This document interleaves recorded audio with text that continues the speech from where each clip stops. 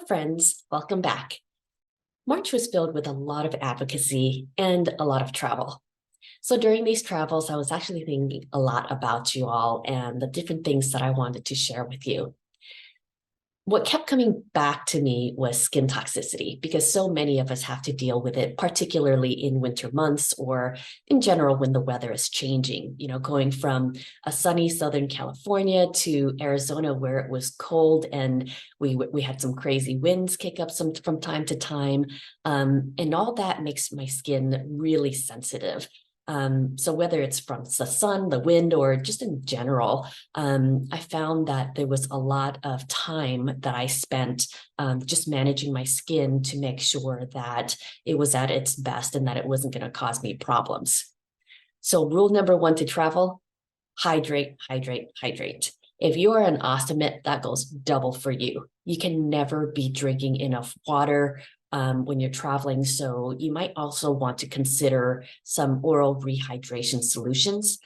Personally, I find H2ORS to be the one that works best for me.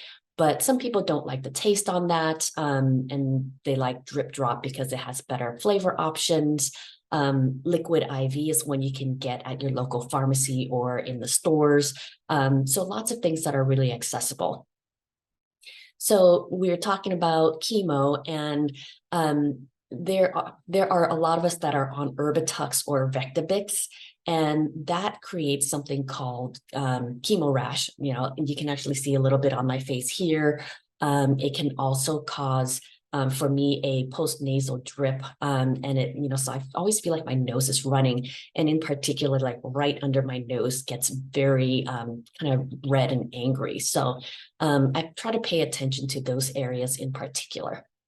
So first of all, before you start on Erbitux or Vectibix, if you have the time, I suggest that you get a professional facial, because what they'll be able to do is clear out a lot of the gunk from your face, for lack of a better word, and it'll get it in a clean state to start with. Because you can't have facials when you're on chemo. It's just too harsh on your skin. And you have the increased possibilities of infections. So you don't want to be doing things like scraping at it. If you don't have time for a facial, or if you need an alternative, a lot of the beauty shops will have facial masks that will do like just a mask to help you clear your pores. So that's helpful as well. But one of the things that we face, like I said, I get right here, is the dryness. And so there's a lot of product out there. How do you know what's right? Well, number one, I suggest you avoid new skin products while you're on chemo.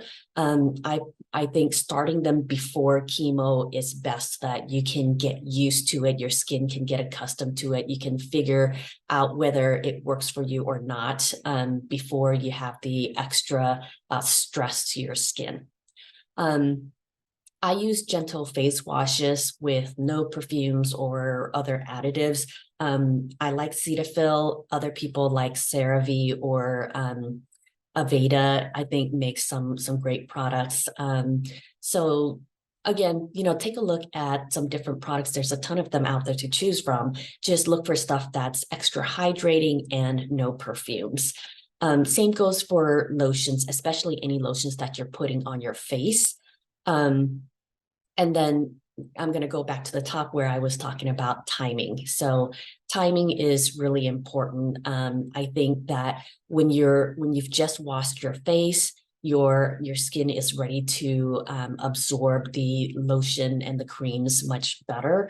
Same goes for showers. So when I talk about timing, I think that showering before bed is great, because then you can shower, you can put all your lotions and creams on, and then just go to bed. Because honestly, by the time I get through my skin regimen, I'm exhausted and I'm ready to take a nap or to go to sleep. So, think about making sure that you have the time to dedicate when you're going through this as well, because that and energy and timing and all that really comes into play, and it helps to make it routine, and consistency is key. If you miss once, it's probably not going to hurt you too much, but if you're missing day after day, then it all adds up.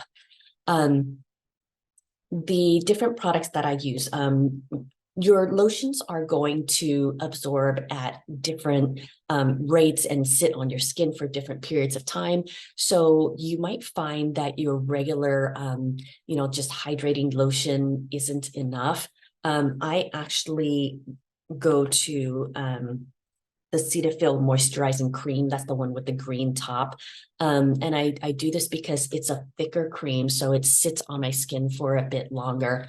But I get these really super dry spots around my face here for whatever reason, and behind my eyelids get really bad. When it goes to that point, I switch to Aquaphor. I like this better than Vaseline because Vaseline makes me feel super greasy, and the texture of Aquaphor works a little bit better for me. So, again, I usually put that on right after I shower so that I slather it all over my face. It feels really gross.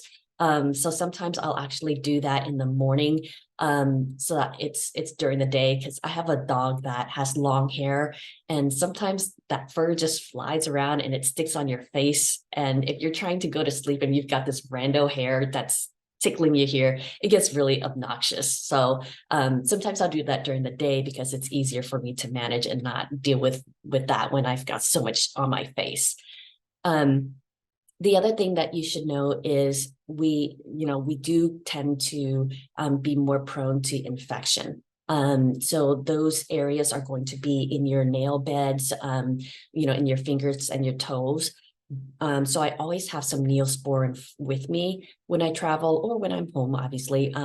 But the other reason for the Neosporin, excuse me, is because sometimes the insides of your nose can get really dry. And if you take a Q-tip and put some on there and just swipe it around, then that helps the healing. It helps to prevent it from getting really crusty and dry in there. I know it's really gross, I'm sorry. But a little bit of Neosporin applied with a Q-tip really, really helps. I also get some of those skin splits and tears at the edges of my nose. So that's another area that I will put an extra dose of Neosporin on, just being very preventative and being very cautious with that. In addition, for those of us on Erbitux and Vectibix, the chemo rash, the Erbitux rash, it can be managed with clindamycin, which is a topical. But for me, it actually really dries out my skin even more. And since I'm already struggling with that, it doesn't really work well for me as an option. So there is also an oral antibiotic, doxycycline, that my doctor prescribed for me. Definitely talk to your medical team about different things like this that might help you manage some of these different things. Cotton socks and gloves are a staple for me. Being able to put the lotion right after a shower. I prefer, this is my one exception to the no perfumes added. I really like the Aveda hand and foot relief lotions. They worked really well for me before. And so that's the one exception. Like I said, I don't try anything new during. So since this was something I was already using that really worked well for me, I continued with it. So apply some on my hands, especially on my heels, and on goes some socks and gloves. The heel is an area that might need some extra hydrating. And we're really hard on our heels when we walk, and so the more you walk, if you have dry heels, if they can start cracking and splitting. Some people will actually use super glue to glue it together, but honestly, I don't know why, but I feel like I'm so worried about gluing my fingers together. And I know it sounds silly, but it just bothers me. So personally, I don't do it, but other people have done that. Liquid Band-Aid is something else that might protect from the infection, but I find that it doesn't work so well to hold your skin together like super glue would. What I do use are these silicone heel guards. Again, I just ordered it off of Amazon, and they're great because you can just wash it and reuse. Um, it's got little holes in it so that your skin can still breathe, but I alternate between the Neosporin when I've got those bad heel cracks, or the cream to keep it moisturized, because when your skin is more hydrated, it's less likely to split. So that's something that I use.